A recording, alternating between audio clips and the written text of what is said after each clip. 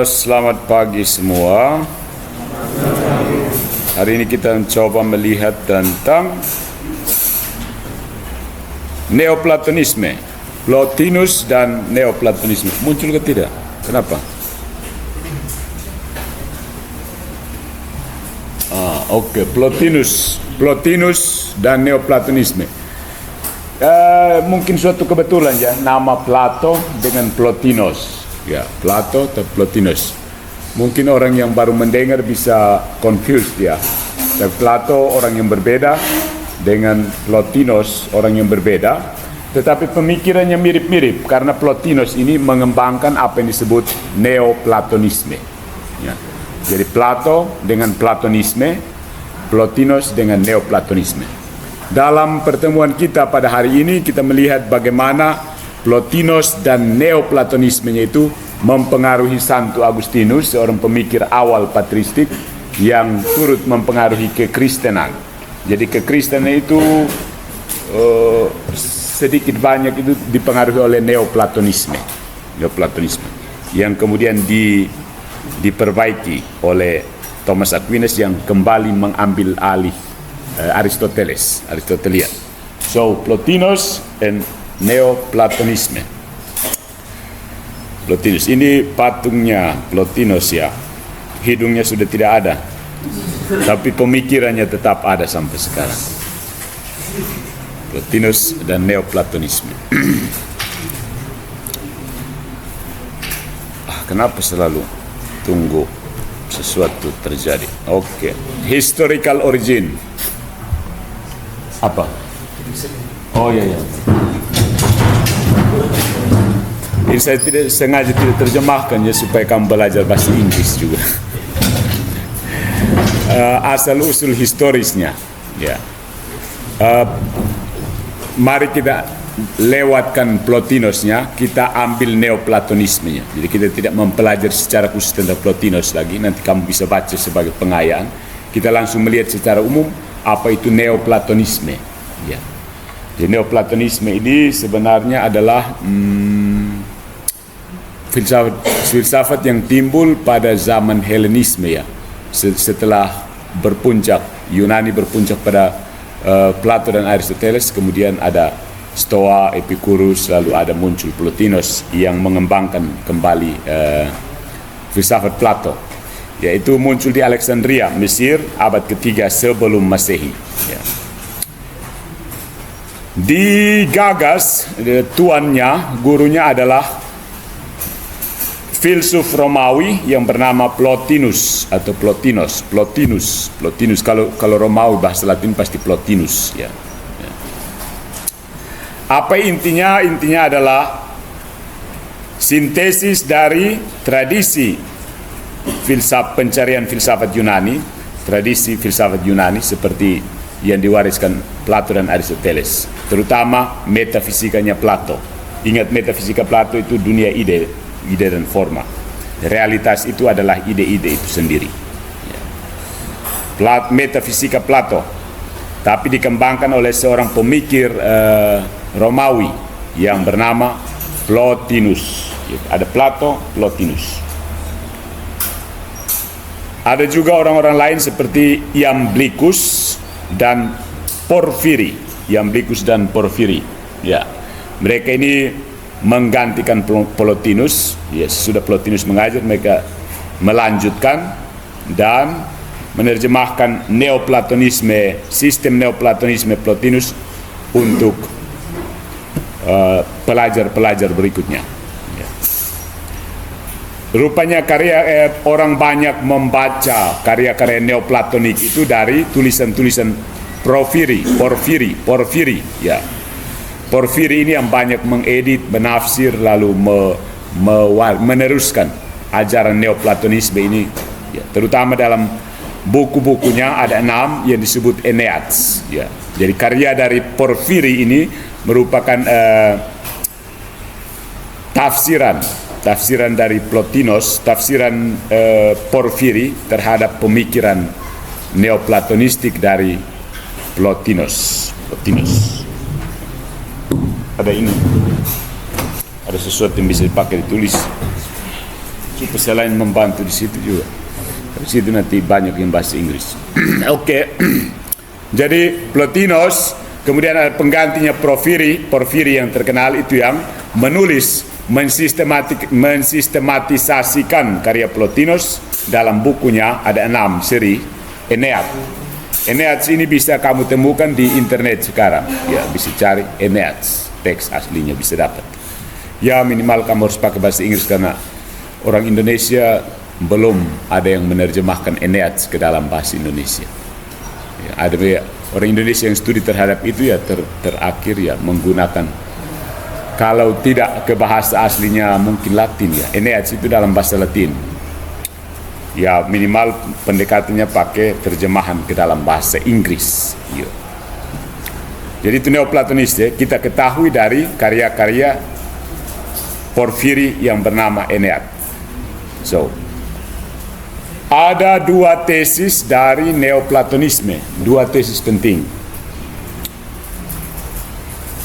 2 sebenarnya ya. 2 tapi ada perbandingannya ya. Transendensi absolut, ingat transendensi yang benar-benar absolut. Transendensi absolut yang bernama The One. Yang satu. Transendensi absolut ini yang namanya adalah yang satu. Dan ada emanasionisme. Jadi dua tesis utama Neoplatonisme itu adalah transendensi absolut dan emanasionisme. The one and the many. Yang satu dan yang banyak. Absolut transendensi ini yang satu, emanasionisme ini yang menjadi yang banyak. Jadi kita perhatikan alam sekitar kita ada yang satu dan ada yang banyak menurut Neoplatonisme. Ada sedikit percik pemikiran Platonik di sini, yang satu ini yang ide itu, yang lain-lain itu partisipasi dalam ide yang satu. Transendensi absolut, paham maksudnya transendensi absolut.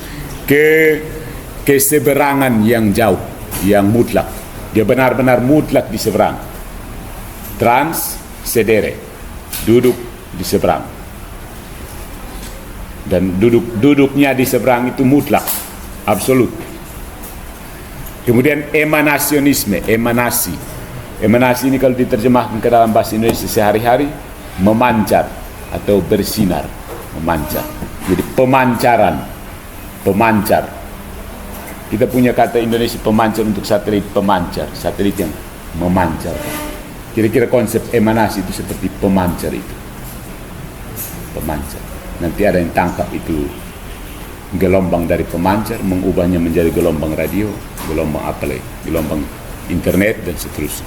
Jadi dua konsep utama adalah the one and the many, atau absolut transendensi dan emanasionisme. Emanasi, pemancar. Kita lihat apa itu 2 tesis utama dari Neoplatonisme ini. Tuhan itu adalah satu yang melampaui segala ada. Tuhan adalah yang satu yang melampaui segala yang ada. Itu transendensi absolut. Dia Porfiri atau Plotinus ini cepat sekali ya dia menyebutnya Tuhan. Mungkin karena pengaruh dewa Yunani sudah diperkuat dengan dewa-dewa Romawi ya, dia langsung sebut God atau Theos atau Deus ya, dia cepat langsung menyebutnya. God is the one beyond being. Beyond itu melampaui ya, beyond itu ya transcendence itu, transcendence, bahasa Inggrisnya beyond, bahasa Indonesianya melampaui, melewati, melebihi, mengatasi, kata-kata seperti itu. Tuhan adalah yang satu yang melampaui keberadaan. Tuhan adalah yang satu yang melampaui keberadaan. Ini tesis ya, tesis. Tuhan itu yang satu yang melampaui keberadaan. Nah, penjelasan lebih lanjut tentang yang ada itu finitely bound character of being. Ya. Ada ini berasal dari dan berlaku untuk hal-hal pengalaman indrawi, ya. Hal-hal yang terbatas. Ada Yang satu itu dia melampaui segala yang ada, yang being tadi. Ya. Kemudian dijelaskan lebih lanjut, yang being yang dimaksud dengan yang satu tadi yang melewati yang ada itu, yang ada sekarang itu berasal dari dan berlaku untuk hal-hal pengalaman indrawi kita. Ya. Semua, kursi, HP, baju, kacamata, laptop kamu, meja, teman di samping, ya. Hal-hal yang terbatas, yang individual dan berubah. Tuhan harus berada di atas hal-hal yang terbatas dari pengalaman indrawi, dan karenanya harus berada di atas ada. Beyond being, tadi kita sebutkan. Ya, Tuhan itu dia benar-benar mengatasi semua yang ada. Jadi dia tidak bagian dari ada. Tuhan bukan bagian dari yang ada. Yang satu itu disebut yang satu. Sampai sini bisa tangkap ya. Jadi konsepnya ada transendensi absolut. Jadi semua yang ada ini ada satu yang mengatasinya, melampauinya. Itu yang disebut yang satu, atau langsung disebut Tuhan. Semua yang ada ini terbatas, ya, hal-hal yang terbatas. Semua yang ada itu semua hal yang terbatas. Maksudnya saya jelaskan ini karena berbeda dengan misalnya Aristoteles atau Plato. Dia mengatakan yang ada itu yang tertinggi itu. Ada yang tertinggi. Ada ini tidak nyata, tapi ada yang realitas itu ada yang tertinggi. Tapi menurut Plotinus dia langkah lebih jauh lagi. Yang ada itu yang ini semua, yang satu itu melampaui yang ada. Jadi yang ada itu yang di sini, yang satu menurut Plotinus itu yang melampaui semua yang ada. Yang ada itu terbatas. Kalau Plato dia mengatakan yang ada itu yang ide, ya, ide itu yang ada. Tapi Neoplatonisme atau Plotinus pada umumnya melangkah lebih jauh lagi, lebih ke atas. Yang satu itu dia melampaui segala yang ada. Ya. Ada kesatuan dari Allah. Karena multiplisitas adalah fitur dari hal-hal yang terbatas, keterlipatan, kegandaan. Kegandaan adalah fitur-fitur dari segala macam yang kita lihat. Pohon ini bisa sampai 5, gedung bisa sampai 10, frater bisa sampai 100. Itu kan multiplisitas fraternya. Laptop ada berapa di sini, begitu. Multiplisitas itu adalah ciri fitur dari hal yang terbatas, maka Tuhan itu pasti satu. Ya. Yang ada itu multiple, sementara yang melampaui yang ada itu dia harus satu. Begitu. Satu. Tuhan adalah yang esa, karena Tuhan bukanlah sesuatu yang tunggal atau individual, dan juga tidak dapat dibagi menjadi beberapa bagian. Jadi di sini juga perlu dipahami konsep esa, ya. Dalam bahasa Indonesia itu esa itu sedikit punya nuansa yang berbeda dengan satu. Makanya kita tidak bilang ketuhanan yang maha satu, tidak ada. Tuhan yang maha esa, karena di dalamnya ada muatan filosofis tentang kata esa itu sendiri. Esa itu bukan individu, bukan satu kemudian nanti ada 2, 3, 4, tidak seperti itu.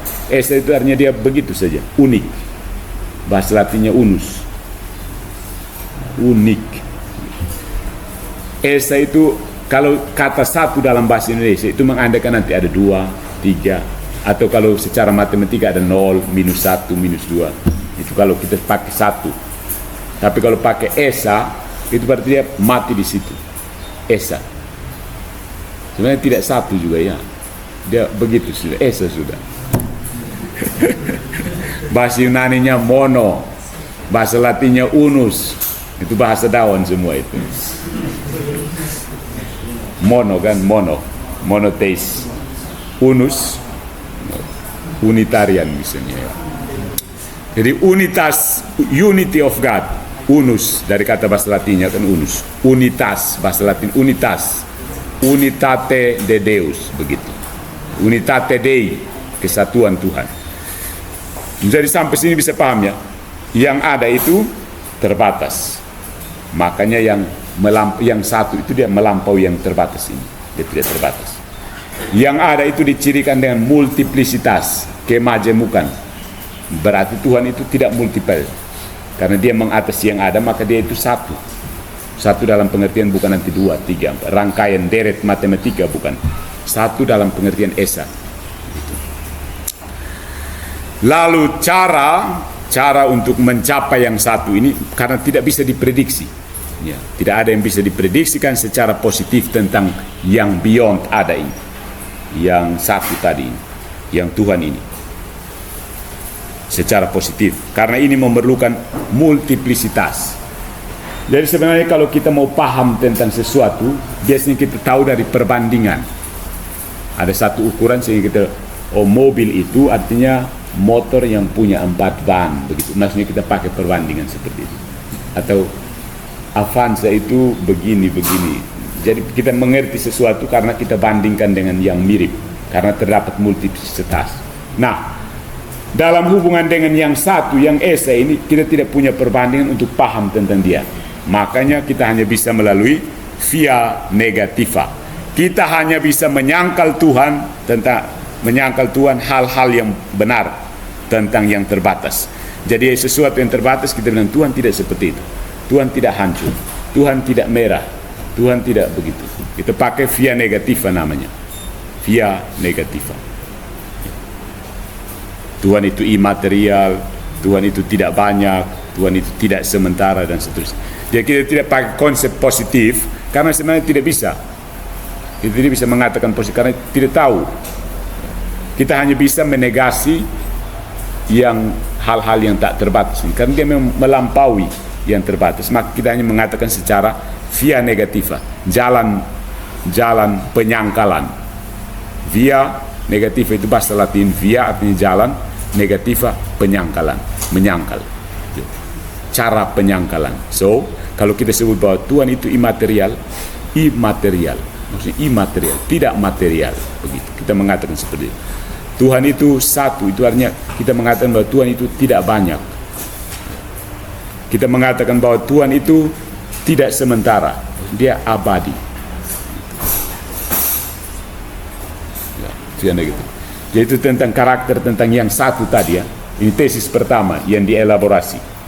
Yang satu. Sampai sini bisa paham, bisa ikuti ya. Ini agak keras ya, agak metafisika. Kamu harus mulai berpikir metafisik. Jangan terlalu terpaku dengan warna-warni, make up di depan. Harus melampaui yang kelihatan, Itu cara berpikir metafisik. Jadi seperti itu. Dia mengatakan bahwa ada transendensi absolut, dan dia menjelaskan seperti ini. Semua yang ada itu terbatas. Ada satu yang tidak terbatas.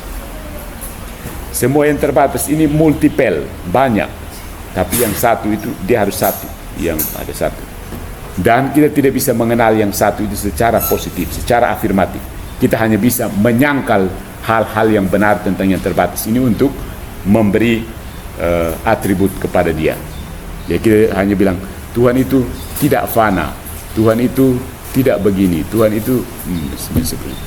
Namanya via negativa. Via negativa ini juga mempengaruhi teologi orang Kristen ya.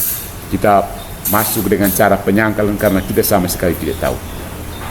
Tetapi kita lanjut, kalau misalnya teologi kita hanya sekedar pakai via negativa, berarti kita sama sekali tidak tahu tentang Tuhan.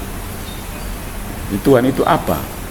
Kalau dia tidak begini, dia tidak begini. Kalau begitu dia apa?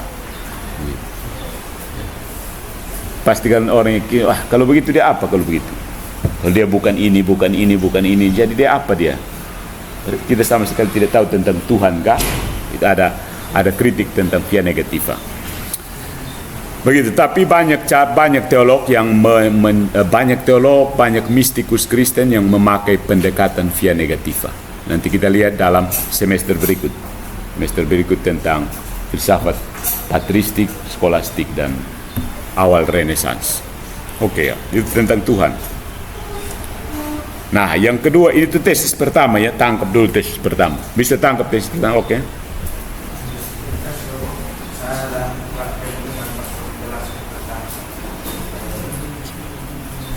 Konsep ada dalam Plato itu, yang saya paham itu Plato menjelaskan konsep ada ini. Ada yang dimaksud itu ada yang bisa diraih tadi sebelum itu. Lalu ada yang melampaui segala ada gitu. Artinya punya satu ada yang melampaui. Lalu ketika kita buat pendekatan Neoplaton. ini, artinya Allah itu bukan material, tapi material. Hanya satu dan tidak banyak. Nah, untuk itu, apakah konsep ada yang dikemukakan oleh Plato ini adalah satu prinsip atau merujuk kepada adat yang adalah punya yang ada adalah menurut pribadi. Yang saya maksud ada yang menurut pribadi itu ketika Allah sebagai pribadi yang merujuk kepada yang transenden sebagai pribadi atau hanya dia merujuk kepada satu prinsip. Baik, pertanyaan bagus. Hati-hati karena kelihatan Anda bisa masih mengacaukan, confused antara Aristoteles dan Plato ya. Jadi untuk Plato itu yang ada itu bukan yang ini tidak nyata semua. Yang real menurut Plato itu justru yang ide itu, forma. Ingat prinsip itu. Yang real, yang nyata menurut Plato itu bukan yang ini. Yang nyata itu yang justru yang tidak nyata untuk kita yang dunia orang sekarang. Yang tidak nyata misalnya kecantikan, keburukan, ide, gagas, forma itu yang nyata menurut Plato. Yang kita bisa raba dan ini tidak nyata karena dia bisa berubah, hancur, selesai begitu menurut dia. Tapi kemudian datang Aristoteles kan, Aristoteles tidak yang forma dan materi itu ada sama-sama di sini begitu. Jadi Aristoteles mengatakan Plato itu terlalu memisahkan. Mereka ada semua di sini. Nah, tinggal kita pemisahan itu dalam kepala kita. Sementara Plato itu dualistik. Dia benar-benar dualistik. Dia kasih pisah betul-betul. Forma, materinya di sini. Forma di atas, materi di bawah. Aristoteles datang yang tidak. Forma dan materi itu ada dalam setiap individu. Forma dan materi itu ada dalam laptop ini. Forma dan materi itu ada di meja ini. Forma dan materi itu ada di dalam diri kamu. Plato bilang tidak. Materinya di sini, formanya di atas. Materinya di sini, formanya di atas. Begitu. Nah, dalam hubungan dengan ini, mereka memang belum mengenal Tuhan, belum mengenal Tuhan yang pribadi. Jadi kalau tadi kamu mengungkapkan bahwa Tuhan itu semacam prinsip, ya. Untuk Plato itu ide atau forma. Forma itu kenyataan yang paling tinggi, forma. Untuk Aristoteles itu motor immobilis salah satunya, motor immobilis atau causa prima.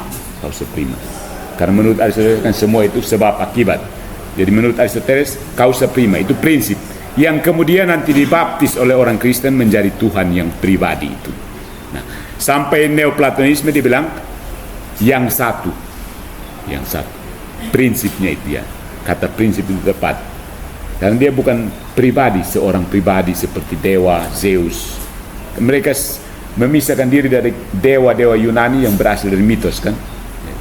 Filosofi itu sudah langkah memisahkan diri dari mitologi Yunani. Jadi mereka tidak anggap Zeus itu sebagai yang mereka peroleh sebagai yang satu, itu bukan. Jadi seperti tadi itu prinsip. Nah, via negativa menurut Neoplatonisme paling tepat karena yang satu ini memang transendensi mutlak.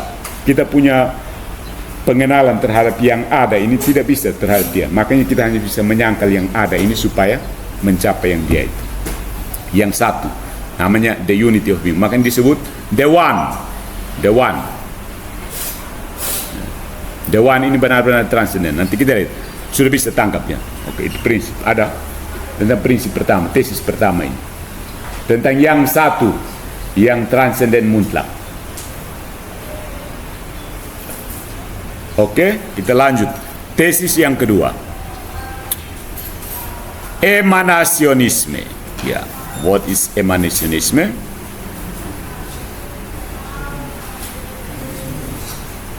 Oke. Maksudnya prinsip emanasi. Prinsip emanasi. Yang pertama tadi prinsip transendensi kan? Prinsip transendensi yang menghasilkan yang satu. Sekarang namanya prinsip emanasi yang menghasilkan yang banyak ini. Oke.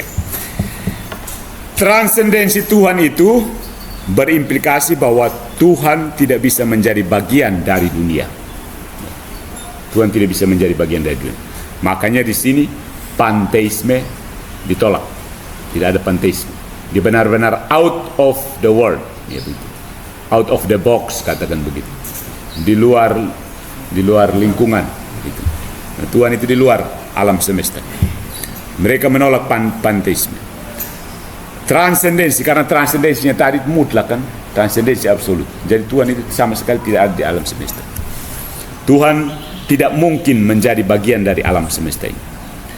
Tuhan tidak bisa secara bebas menciptakan alam semesta melalui suatu tindakan kemauan, act of will.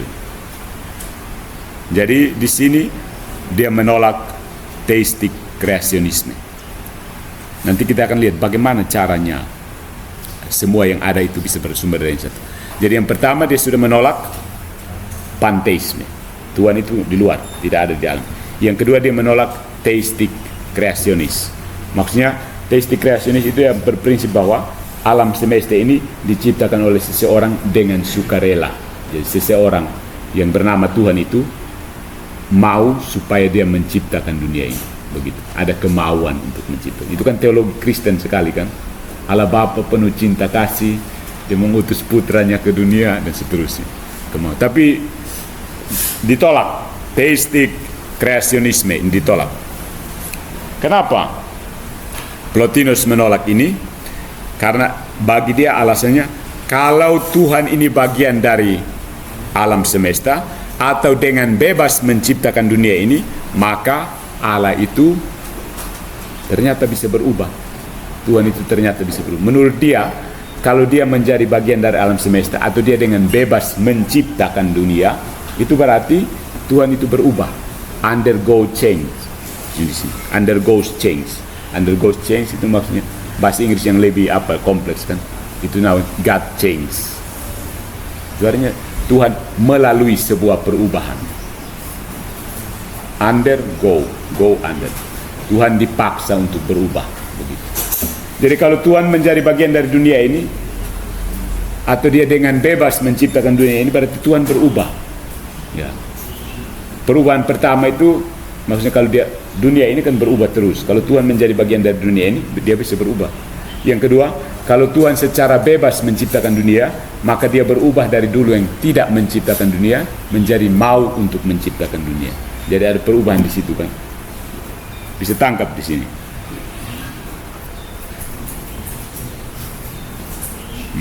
Panteisme ditolak. Theistic kreasionisme ditolak. Karena apa? Karena itu berarti mengandaikan Tuhan bisa berubah. Ya, Tuhan bisa berubah.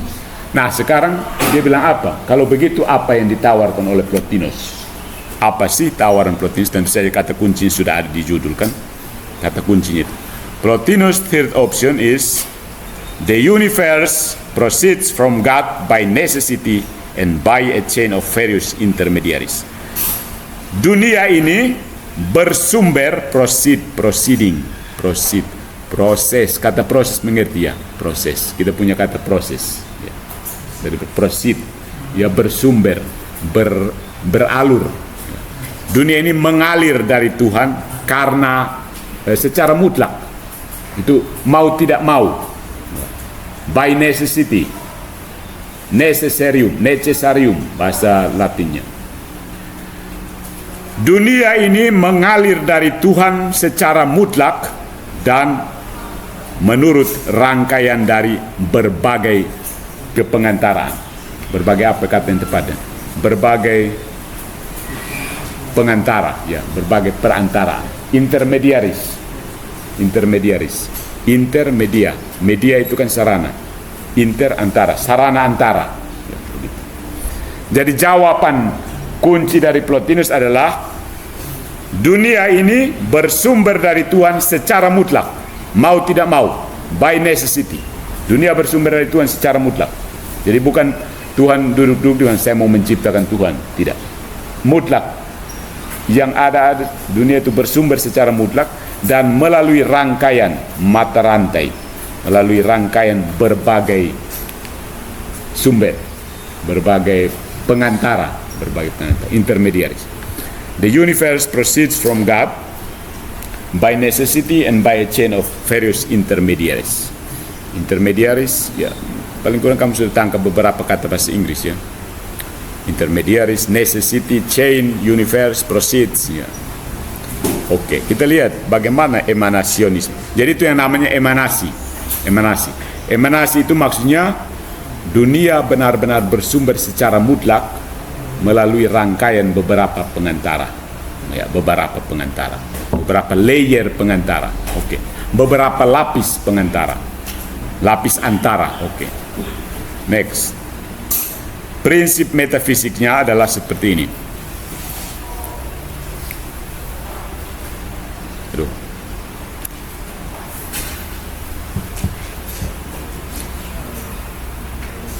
Ya, prinsip yang mendasari tesis yang diungkapkan tadi kan. Tesis yang diungkapkan tadi adalah dunia bersumber secara mutlak dari Tuhan dan melalui rangkaian layer pengantara, tingkatan pengantara.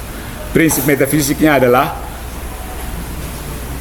mutlak, sesuatu yang kurang sempurna bersumber dari yang lebih sempurna. Jadi itu hal yang mutlak bahwa sesuatu yang kurang sempurna itu bersumber dari yang lebih sempurna kan. Sesuatu yang sedikit itu bersumber dari yang lebih banyak, begitu.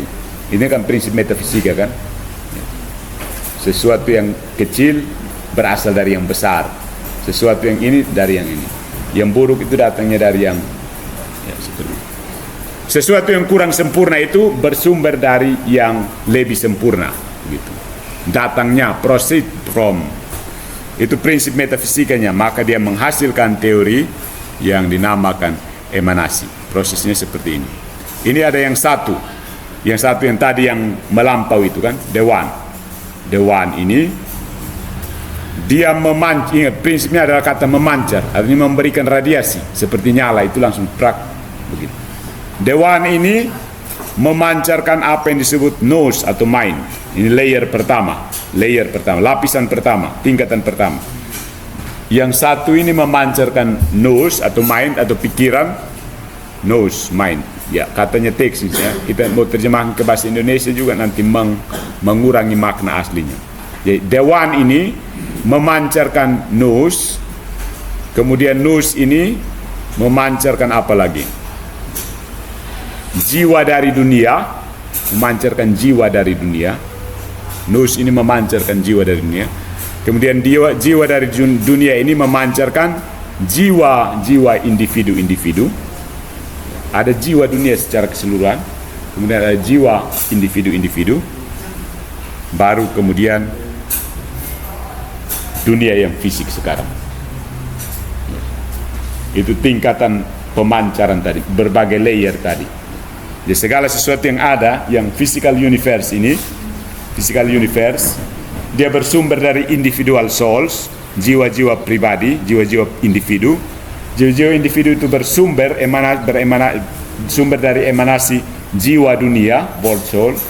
Jiwa dunia ini beremanasi dari mendapat emanasi dari nous, dan nous ini dari yang satu. Nous ini dari yang satu.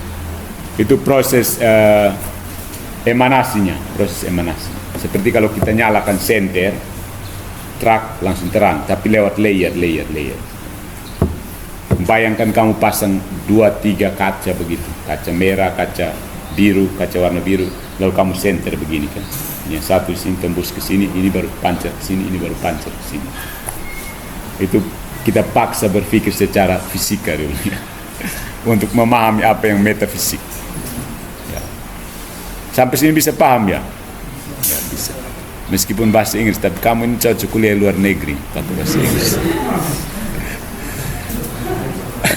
Bisa kuliah di luar negeri. Besok urus beasiswa sudah. Supaya bisa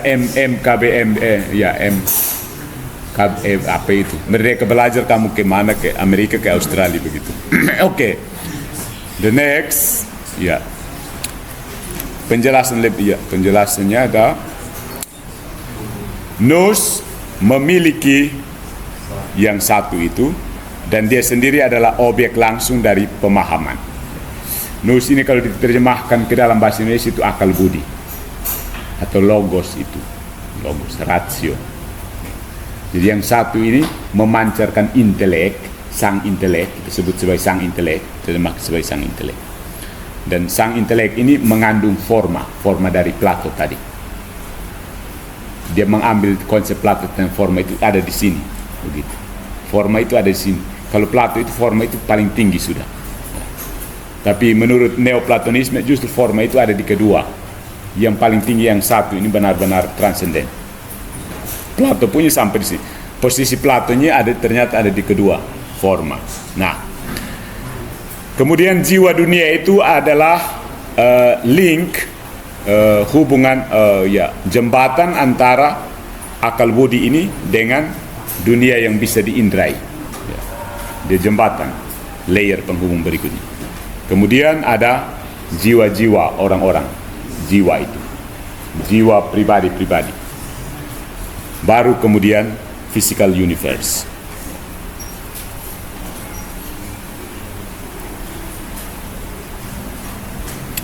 Jadi ini sebenarnya menurut para ahli ini adalah evolusi dari dialognya Timaeus, Plato kan Timaeus yang menggambarkan demiurge, yaitu demiurge dalam konsep Plato yang adalah Tuhan pencipta itu sekarang adalah satu, yang satu itu dengan forma begitu. Yang dipisahkan menjadi yang satu dan ada forma.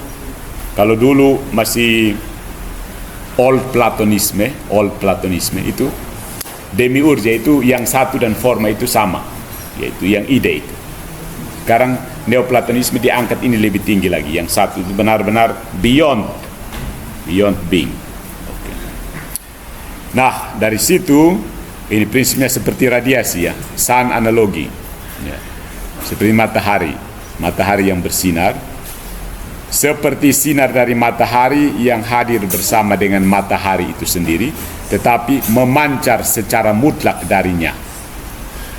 Dengan demikian kosmos ini ada bersama dengan dewan itu, tetapi memancar secara mutlak dari yang satu itu. Jadi analogi matahari maksudnya, yang dimaksud dengan dewan yang tadi kita jelaskan dengan begitu susah payah secara metafisik, itu seperti matahari dengan cahayanya. Ya. Kita tidak bisa memisahkan matahari dengan cahaya, tapi cahaya itu bersumber dari matahari. Mau tidak mau ya cahaya itu bersumber dari matahari. Dan matahari itu kan dia tidak bisa pilih bahwa nanti saya ini hari bercahaya, besok saya tidak mau bercahaya. Besok jam 8 saya padam saja, tidak. Begitu saja, adanya begitu. Yang satu dia memancar seperti itu. Dunia ini ada karena emanasi seperti itu. Metafisikanya agak ini ya, agak apa istilahnya,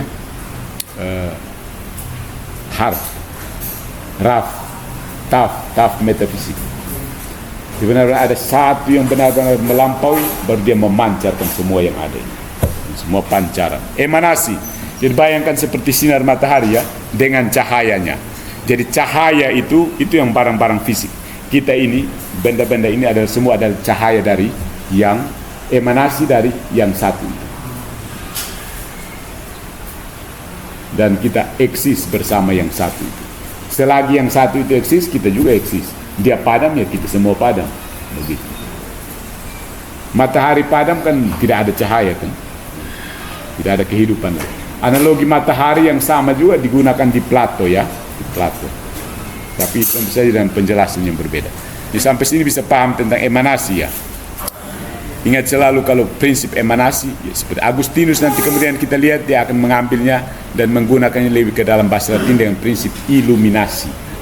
Tapi sama kata memancar dan menerangi itu kira-kira sama ya. Oke. Nah, konsekuensi dari teori ini adalah bahwa kosmos atau dunia kita ini harus abadi. Dia memang harus abadi. Dunia itu harus abadi. Karena keteraturan itu tidak pernah datang ke dalam eksistensi. Selalu ada. Jadi dia tidak datang dari luar. Keteraturan yang ada ini bukan datangnya dari luar. Dia selalu ada di sini. Karena sudah terpancar kan. Kalau yang satu itu sudah ada, dia ada, maka kita dengan sendirinya terpancar dan ada. Mutlak, necessity. Kita bersumber secara mutlak. Jadi kalau yang satu itu ada, kita ada. Keteraturan itu tidak datang ke sini, tapi dia sudah ada di sini. Begitu dia memancar, begitu kamu ambil senter dan senter ke sana, dan tidak perlu atur lagi itu barang. Kamu langsung lihat, oh itu begini-begini. Dunia ini secara abadi tergantung pada yang satu melalui apa yang dinamakan ketergantungan ontologis, intermediari ontologis, kepengantaraan, intermediari ontologis, intermedium, antar medium. Tadi yang layer itu kan. Jadi dunia kan yang dunia paling bawah tadi. Ya. Cosmos is eternally dependent on the one. Dunia ini secara abadi, secara eternal tergantung dari yang satu tadi itu melalui layer ontologisnya. Layer ontologis yang dimaksud yang ini. Ya ini, layer ontologisnya. Di sini kan ada dunia yang paling bawah ini. Ini yang namanya dunia. Dia tergantung kepada yang ada melalui ini. Ketergantung itu bersifat ontologis. Artinya sejauh kamu ada ya kamu tergantung seperti itu. Kamu tergantung dari jiwa, kamu tergantung dari jiwanya dunia tergantung dari nous-nya itu atau akal budinya itu. Akal budi itu tergantung pada yang satu. Jadi ada intermediari di situ. Tapi itu kan pancaran langsung. Bergantung secara mutlak.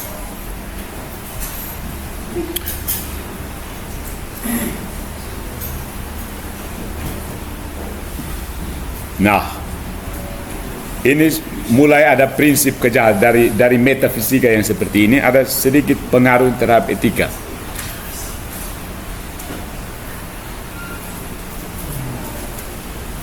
Semakin jauh cahaya matahari ini menjauhi sumber cahaya, semakin jauh,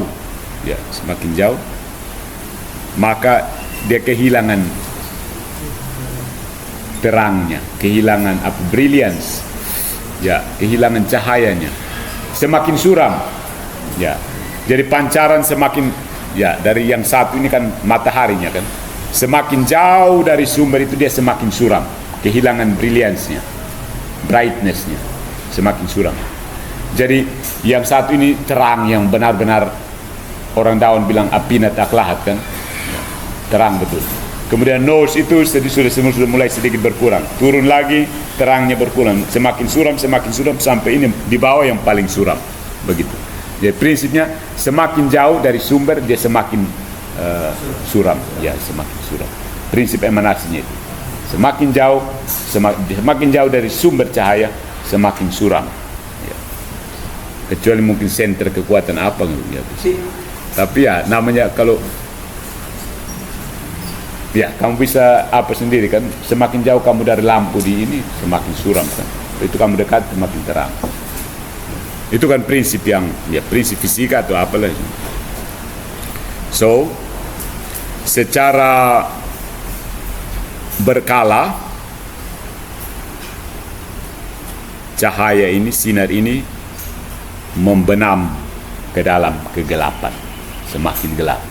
Jadi paling terang, sebenarnya ini mau menggambarkan paling terang di sana dan paling bawah ini mau gelap, tapi tidak terlalu gelap kelihatan terang semua. Jadi atas itu paling terang karena yang warna sampai di sini.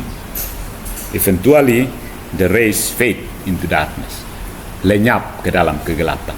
Secara bertahap cahaya sinar itu lenyap dalam kegelapan. Jadi bayangkan saja emanasi kan artinya pancaran cahaya. Sama seperti sinyal wifi kamu juga kan.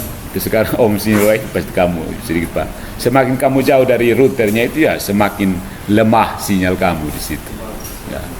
Semakin lola. Akhirnya semakin jauh sinyal hilang kan. Kamu pelan-pelan pakai HP dekat routernya masih kuat. Dalam semakin jauh batangnya semakin turun sampai akhirnya lenyap. Maksudnya begitu. Bisa paham analogi ini. Dia semakin jauh, jadi semacam tingkat kesempurnaannya juga ada di sini, kebaikan juga ada di situ, semua. Jadi masih ke Plato, kalau kita ingat Plato, semua ambil bagiannya dia, tapi Neoplatonisme dia bagi tingkat-tingkat, prak. bertingkat dulu baru sampai ke bawah. Kalau Plato langsung di sini dan di sana, di sini dan di sana. Oke. As intermediaries get further away from the one, they become more imperfect. Ya, maksudnya semakin jauh dari sinar sumber yang satu itu, semakin tidak sempurna. Ini sudah kan semakin gelap. Dari analoginya dia semakin gelap, dalam bahasanya metafisikanya dia semakin tidak sempurna. Jadi dunia fisik semakin naik ke atas dia semakin sempurna sampai benar-benar sempurna di yang satu itu.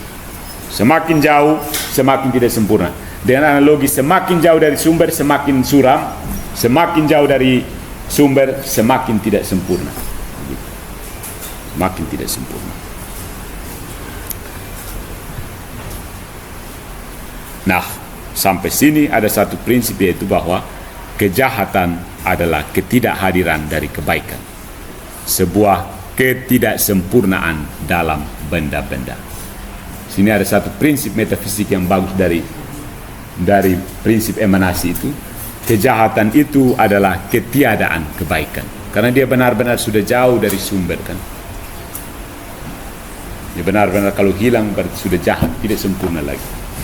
Kejahatan adalah kekurangan, ketidakhadirannya kebaikan, an imperfection of things. Kalau misalnya, ya kalau ada papan bagus ya. Contoh, misalnya saya mau buat lingkaran, saya tulis lingkaran, kemudian saya lepas lingkarannya tidak penuh. Pasti kamu langsung, itu kenapa tidak penuh? Dia kan harusnya penuh kan? Nah itu yang kejahatan di situ. Coba kamu gambar lingkaran, tapi tidak usah kasih sambung lingkaran. Lepas dia terbuka begini. Nah itu langsung, oh ini kejahatan yang ini. Karena seharusnya dia begini, tapi ternyata dia sampai di sini sih. So disitulah kejahatan. Absence of good. Ini absent, ini harusnya garis ini langsung ketemu di sini, tapi dia sampai di sini. Orang langsung, oh ini kejahatan sudah. The absence of this one, yang harusnya ketemu begini kan. Kita kan dalam hati langsung, oh lingkaran itu kan dia harus ketemu begini. Oh ini hanya begini sih, masih terbuka. Ada sesuatu yang kurang. Itu yang kejahatan seperti itu.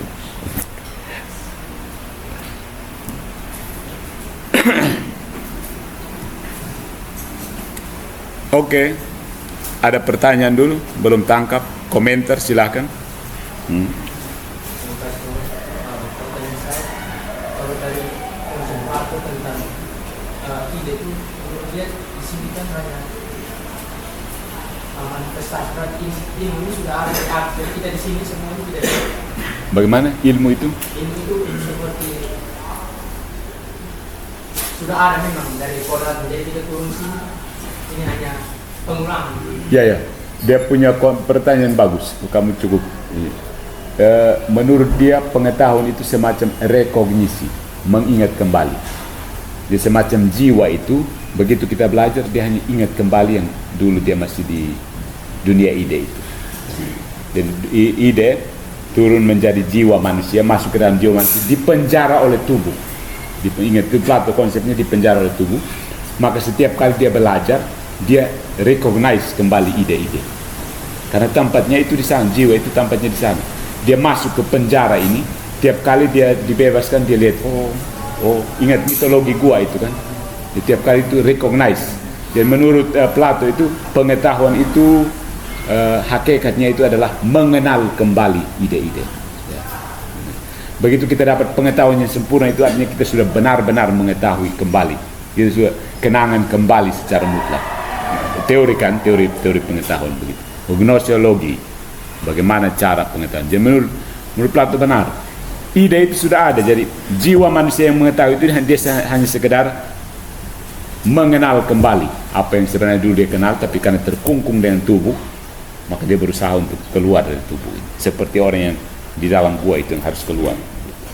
Begitu dia keluar, oh ternyata ini yang saya hanya lihat samar-samar di dalam gua. Begitu. Pengetahuan menurut Plato seperti itu. Recognize. Ya. Bagaimana? Kalau untuk Neoplatonis ini kita sudah. Ya tentang gnosiologi dari Neoplatonis. Mirip, ya mirip. Kan dari Dewan itu. Nanti ada nous itu yang dikatakan sebagai akal. Akal ini yang memancarkan jiwa semesta seluruhnya, jiwa individu-individu, baru alam semesta. Tapi nanti kita lihat konsepnya tentang manusia ya, sedikit berbeda. Ini konsep lebih ke metafisika, kosmologi. Secara umum saja. Nanti ada konsep khusus tentang manusia, nanti kita akan lihat sedikit. Ada lagi? Saya kalau bisa bertanya sama sebelum soal konteks tentang penciptaan. Tadi saya sempat catat pernyataan Tuhan tidak bisa menjadi bagian dari dunia. Tuhan tidak bisa secara bebas menciptakan karena kemauan. Ya, dua hal itu. Jika pernyataan ini kamu saya kaitkan dengan materi minggu lalu tentang kaum Stoa, saya juga sempat menjawab bahwa kaum Stoa berpendapat bahwa prinsip aktif Tuhan itu prinsip ini yang mengubah materi. Tuhan dianggap sebagai artificial, yaitu pembuat, bukan pencipta. Di sindrom sama sebelum soal pencipta, apakah konteks tentang pencipta yang menciptakan dan yang diciptakan, apakah konteks tersebut itu dapat berubah-ubah? Terus yang kedua, Romo, materi minggu lalu juga saya sempat mencatat tentang pertanyaan Romo, apakah materi-materi tentang udara, air, tanah, dan api itu masuk dalam konteks pembuat atau pencipta? Baik, sebenarnya ini kita lihat keragaman pemikiran di Yunani ya, Yunani kuno. Jadi seperti kita lihat mulai dari Thales, kemudian datang Socrates, Thales para fusikoi, para filsafat prasokratik, kemudian ada Socrates, Plato, Aristoteles, Stoa, Epicurus, kita sampai di Neoplatonisme. Pemikirannya tidak satu jalan lurus betul-betul, tidak. Kadang-kadang ada yang kembali ke sana. Misalnya kalau kemarin kita lihat tentang Stoa itu, mereka lebih ke atomiknya itu, Stoa atau Epicurus. Mereka kembalinya ke sana lagi, begitu. Jadi setiap sekolah ada fondasi pemikirannya sendiri. Tetapi kita hanya bisa lihat, tarik garis lurus apa yang membuat mereka menjadi progresif, ya. Karena ada satu benang merah yang membuat progresi itu, tapi kadang-kadang konsep tertentu kembali ke sana, konsep tertentu belum ada sesuatu yang baru, ada sesuatu yang hanya mengulang yang ada, seperti itu.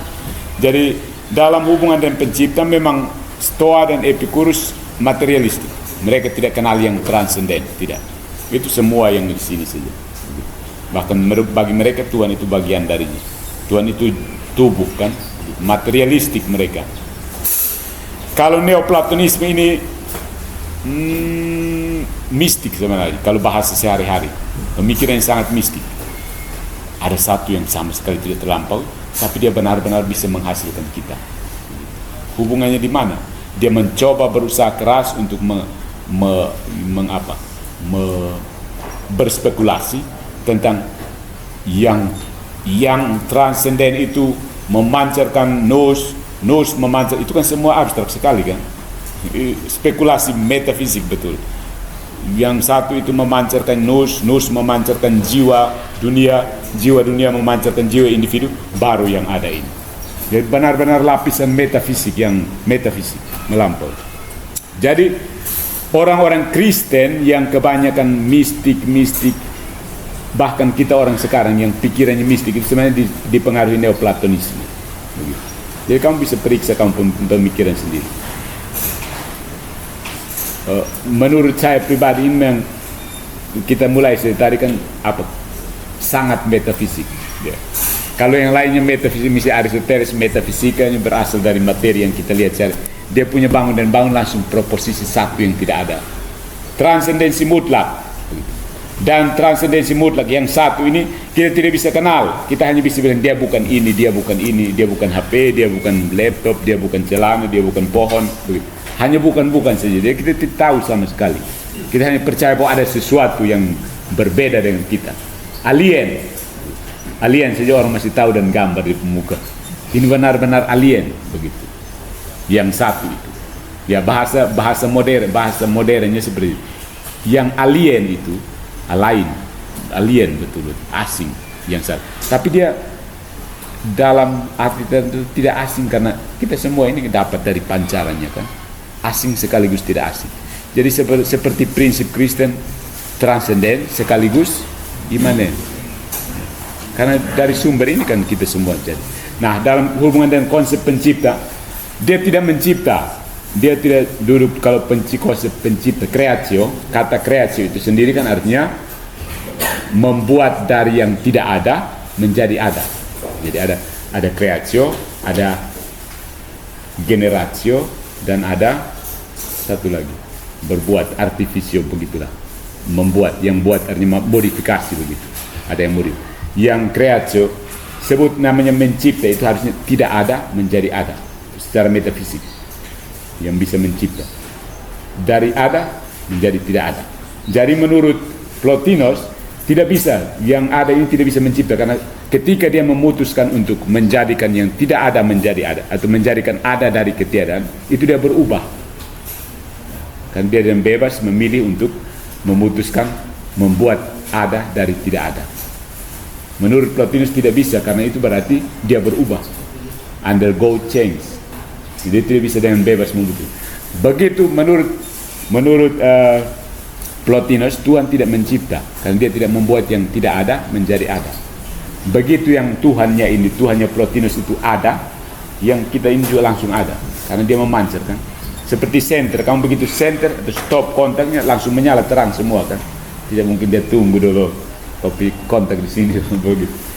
Misalnya kamu sudah tekan kontak lampu untuk menyala kan, dia langsung menyala kan. Dia tidak tunggu lagi satu saat tertentu baru dia nyala. Jadi, dengan sendirinya dia akan. Jadi adanya yang satu itu dengan sendirinya ada di sini. Sementara konsep penciptaan kebanyakan kita, konsep yang pencipta ini sebenarnya ada kekosongan, dan suatu ketika yang satu ini memutuskan dengan bebas untuk mengadakan sesuatu dari ketiadaan itu. Nah, itu yang dinamakan pencipta. Makanya Plotinus menolak konsep pencipta. Theistic kreasionisme tadi ditolak. Tidak ada theistic kreasionisme. Yang ada itu emanasi saja. Begitu menurut dia. Trak yang ada itu dia ada, kita juga ada begitu saja. Tidak ada suatu proses di mana Tuhan pada suatu hari Tuhan duduk seperti kisah Kejadian bab 1 itu. Tidak seperti itu menurut dia. Pelan-pelan ciptaan dia tidak. Dia jadi begitu saja. Pendekatannya mungkin seperti ini. Dia langsung lihat yang ada ini, langsung lihat oh ada yang satu begitu. Kemudian refleksi pelan-pelan. Kalau misalnya Aristoteles kan dia lihat oh ini ada gerak begini, atau Thomas Aquinas oh ini gerak begini, berarti harus ada yang menggerakkannya. Dan karena tidak mungkin gerakan itu sampai infinity, tidak berhingga, maka pasti harus ada satu yang bergerak yang sudah tidak digerakkan lagi. Nah, itu yang namanya Tuhan. Tapi kalau dia tidak pakai, dia langsung dilihat seperti ini. Ingat yang tadi kita penjelasan dua tesis pertama itu, ada yang absolut dan ada yang banyak, emanasi. Yang satu dan yang banyak. Jadi lihat ini ada banyak, berarti harus ada yang satu. Ini banyak semua. Jadi ada satu melampaui, itu yang satu. Dia membuat pemisahan itu. Yang satu dan yang banyak. Dari yang satu ini yang memancar yang banyak. Pengaruhi dari Platonisme ya. Karena Platonisme mengatakan ini kuda-kuda yang banyak ini ambil bagian dalam ide kuda yang satu. Nah itu yang dikembangkan menjadi semesta yang terdiri dari berbagai macam manusia, binatang, kuda, rumput, apa segala ini ambil bagian dari yang satu. Dia sebut hanya yang satu. Ini yang banyak ini ambil dari ide yang satu. Maka dia menjelaskan mulai dari layer dan sebagainya. Yang satu dan yang banyak. Dia mulai dengan proposisi itu, lalu dia mulai menjelaskan oh dari yang satu ini muncul yang banyak ini bagaimana prosesnya. Prosesnya dinamakan emanasi itu. Dengan argumen yang tadi kita periksa banyak-banyak. Maksudnya begitu. Dan kalau kita bicara secara tanpa perhatikan argumen, Plotinus ini sebenarnya bilang kita banyak-banyak ini datang dari yang satu begitu. Yang banyak ini tidak mungkin datang dari yang lain, dia tidak mungkin datang dari yang banyak juga, dia harus datang dari yang satu. Tapi dia menjelaskan dengan tentu saja dengan argumen metafisik kan. Ya kita perhatikan tadi, nah agak seperti terlalu ini, tapi sudah supaya kamu mengerti, ini semacam pemanasan supaya nanti kamu belajar metafisika khusus begitu. di mata kuliah metafisika. Karena kita bisa mulai Plotinus lahir di mana, kemudian dia mati di mana. Itu kan kamu bisa baca sendiri kan. Pemikirannya tentang manusia itu apa. Tapi ini kalau saya lihat yang bahan waktu kami kuliah ini, karena langsung periksa argumennya kan. Plotinus mengatakan seperti ini, argumennya di sini begini, sehingga kita langsung Islam ini kan kita. Jadi itu bisa paham sampai sini. Saya terlalu improvisasi banyak. Ada lagi? Oke. Baik, Bro. Saya ada pertanyaan, sebenarnya tidak ada kesempatan diberikan. Saya masih sedikit bingung berkaitan dengan analogi sun, analogi matahari. Sun analogi ya. Yang menjelaskan bagaimana dewan sebagai sumber memancarkan hingga sampai kepada yang namanya physical influence. Nah, jika kita analogikan dengan sinar matahari, berarti matahari ini karena sumber dia memancarkan. Nah, yang saya mau tanyakan sih, Bro, setiap posisi ini, Bro. Pertama, pertanyaan pertama begini. Kita ini yang deretan yang artinya setelah dewan dan seterusnya itu kita ini semuanya konsep ini pokoknya ini kita ini berada di bagaimana? Pokoknya kita ini ada di deretan cahaya yang dipancarkan atau yang dikenai cahaya tersebut. Saya paham. Cahaya atau kita ini Hasil dari pancaran itu. yang dikenai cahaya tersebut. Dan jika kalau berkaitan dengan ini ada satu pertanyaan lagi. Kalau kita seandainya kita ini deretan pencahayaan, berarti kita ini sebagai sumber pengantara. Kalau kita sebagai manusia, ini pertanyaan coba. Ya, baik. Pertanyaan yang bagus ya. Pertanyaannya seperti ini. Ya, saya mengerti pertanyaan. Orang kalau cermat mengikuti pembahasan tadi harusnya begitu. Tidak apa-apa. Ada terang, lalu ada emanasi sinar. Ya. Jadi pertanyaannya, kita ini cahaya yang mengalir ini, atau yang ada di sini, maksud objek yang diterangi kan, begitu.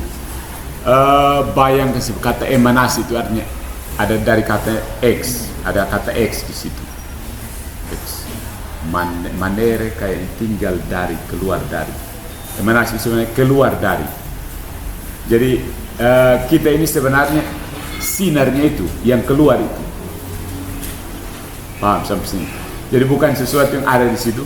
Kita ini keluarnya. Ingat tadi proceed, bersumber, procede, bahasa Latin lagi, dan sedere, duduk bersama. Jadi sebenarnya kita ini bersumber. Kita ini sebenarnya cahayanya, bias cahaya. Bias pertamanya adalah akal budi, ini juga masih abstrak.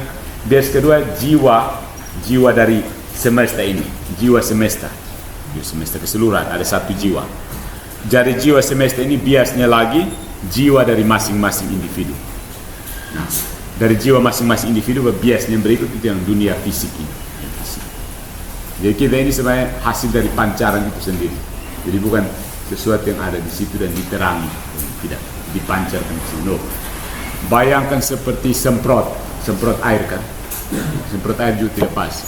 Analogi apa fisika yang pas? Ada yang bisa pikirkan analogi yang pas? Kita ini semua sembur keluar dari satu itu. Tapi lapisan pertama seperti lapisan kita ini semacam pengaya terakhir begitu. Pengaya juga kurang pas. Karena itu kan maksudnya datang. Ya seperti itu. Emanasi pertama menghasilkan ini, emanasi kemudian dia mengalir lagi sampai pada kita. Begitu. Kita memang dari yang satu itu, tapi melalui layer yang berbeda. Ya. Kalau kita mau naik tingkat, ya naik tingkat ke jiwa naik tingkat lagi ke jiwa universal naik tingkat lagi ke nous, baru ke dewan. Oke, kalau mau tangkap cepat mungkin saja kita analogikan ke teologi Kristen yang mengambilnya secara buru-buru mengambilnya. Allah memancarkan logos yang Yesus Kristus, baru dari Yesus Kristus itu dunia yang lain. Itu muncul di Kolose, ciptaan yang tunggal. Jadi Tuhan pertama-tama melahirkan putranya dulu. Ya, menurut kesalahan teologi sebenarnya, kesalahan tafsir, Allah Bapa itu menciptakan Yesus duluan, baru dari Yesus itu diciptakan manusia yang lain. Nah, seperti itu. Itu pengaruh Neoplatonisme yang muncul di Saksi Yehova dan Arianisme. Logos kan, kata logos. Logos atau nous itu akal budi. Yang satu itu memancarkan akal budi itu memancarkan jiwa, dan jiwa itu memancarkan Yesus. Jadi kita bukan disenteri atau diterangi, tapi kita itu yang memancar. Kata kuncinya ex manere, tinggal keluar, tinggal tapi keluar. Coba bayangkan, tinggal keluar. Artinya tinggal di situ tapi keluar terus. Ex manere, emanasi kan? Ex manere, tinggal keluar. Tinggal keluar, bisa paham, tinggal keluar. Memang paradoks ya, tapi tinggal keluar. Jadi kau tinggal, tapi kau geser keluar terus. Geser semakin surut, jiwanya semakin hilang sampai kejahatan. Tidak sempurna, semakin tidak sempurna. Jadi itu yang diterjemahkan secara tanda petik serampangan oleh teolog Katolik dan menghasilkan Unitarian. Tuhan hanya satu, menciptakan ciptaan sulung yaitu Yesus Kristus, Allah Putra itu. Dari Allah Putra itu kalau kita yang lain dapat kekuatan logos itu diciptakan. Paham? Kalau tidak paham tidak apa-apa, nanti baca lagi. Karena memang metafisika yang cukup metafisik. Jadi kita yang baru mulai berkenal dengan metafisika sedikit bingung tidak apa. Memang pertanyaan tadi cukup jeli ya, dengan analogi matahari. Tapi ingat, bahasa analogi memang tidak cukup. Selalu saja ada yang kekurangan dari analoginya. Jadi seperti tadi kamu sebenarnya kritik analogi kita. Tapi seperti matahari pada kita ini apa? Hasil dari terang itu atau terang itu sendiri. Lalu bagaimana dengan matahari itu? Hubungan terang ini dengan matahari. Itu hubungannya seperti apa? Matahari dengan terangnya itu hubungannya seperti apa? Itu juga metafisika lagi. Itu metafisika. Gitu. Ya, pertanyaan kamu sudah sedikit metafisika. Oke. Orang filsafat itu harus pikirnya seperti itu, selalu meta.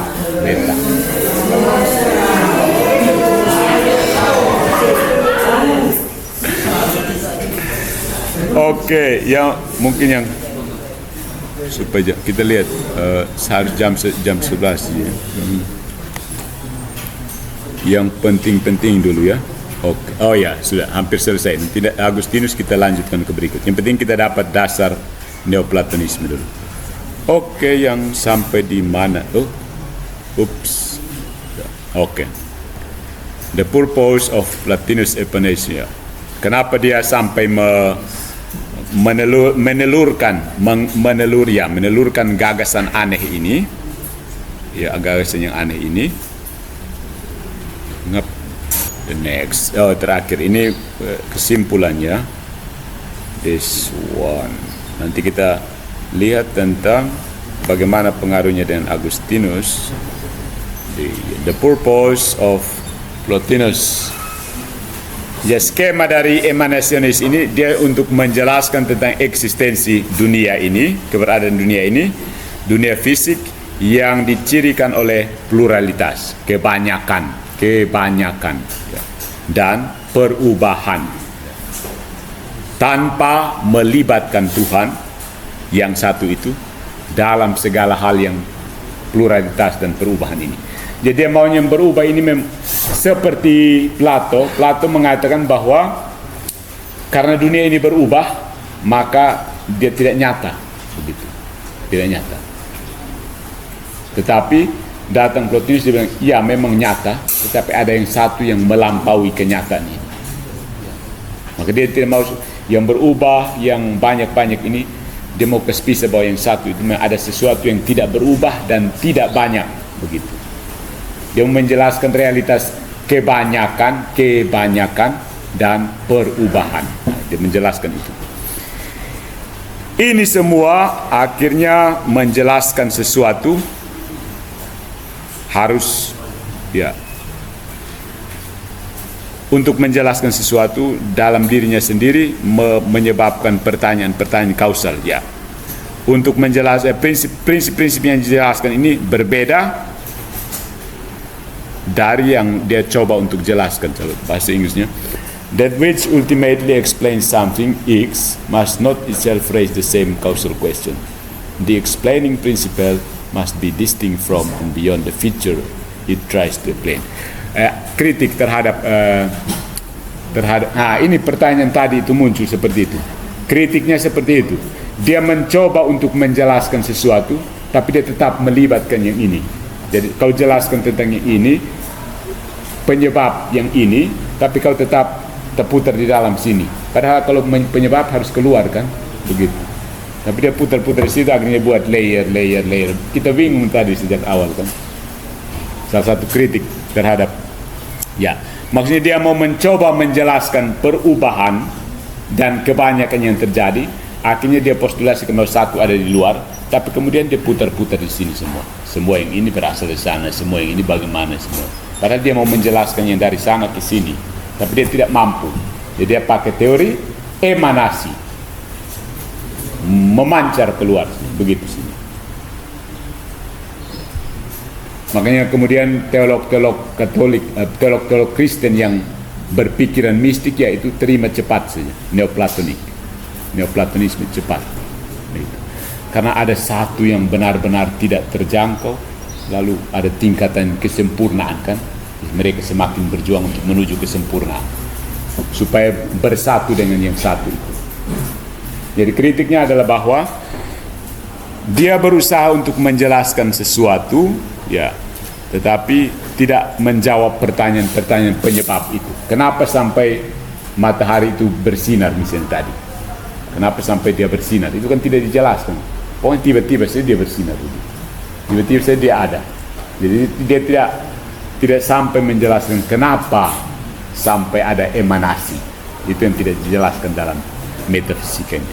Begitu. Kenapa sampai tidak jelas? Ya bisa tangkap, tidak bisa tidak apa. Nah, nanti kita akan lihat bahwa sangat mempengaruhi teologi Kristen. Yaitu siapa di sini? Who are they?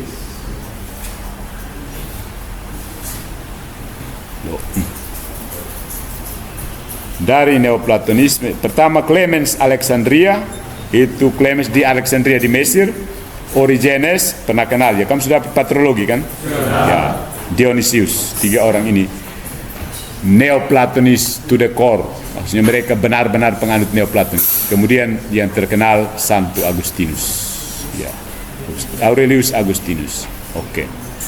Itu dulu untuk pertemuan kita sampai sini ya.